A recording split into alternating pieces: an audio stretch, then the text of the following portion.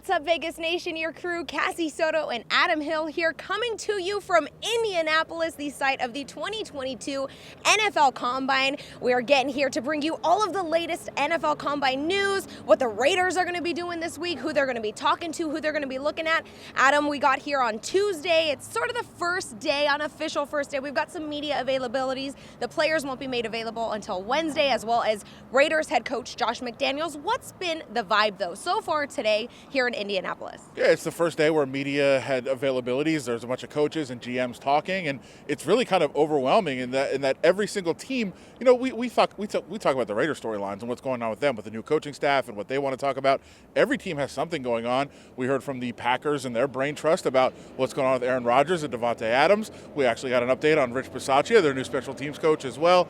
And then you go to Tampa Bay, and it's like they're talking about Tom Brady and what's going on there. Every team has storylines, so it's kind of, as you're bouncing around the room, there's just something to focus on from everyone. But we got a lot of feedback on what people think about the Raiders and their new coaching staff and what direction they're going in. So just plenty of information bouncing around Indianapolis right now. Well, you talk about storylines. What do you think will be the Raiders' main storyline here? Obviously, a new head coach, a new GM, looking at some guys. They're coming into a team that they don't have to completely rebuild, Adam, and tear down and break down, but definitely need to make some key additions, especially on the offense for the Raiders. Yeah, and I think it'll be interesting to see how much, and we won't learn that this week, and nobody's going to really say what their plans are. They'll kind of throw smoke screens out there and try to throw us off the scent a little bit. But how similar are Josh McDaniels and Dave Ziegler to their Patriots roots? Do they do what the Patriots do? Do they try to acquire a bunch of picks? Do they trade back in the draft? Do they try to be players all around and try to get that value out of the draft? Or do they be more aggressive? Do they try to move up? Do they set their own identity? I think that'll be interesting to tell throughout this entire process. And we won't know all from this year, but we will get a good sense of where they think their strategy is, how they try to build a team. We'll find that out through this process. Well, let's take a look at some of the players that will be here in Indianapolis this week. You had mentioned a couple weeks ago when we spoke that a couple players the Raiders could look at, Chris Olave, Kaiir Elam.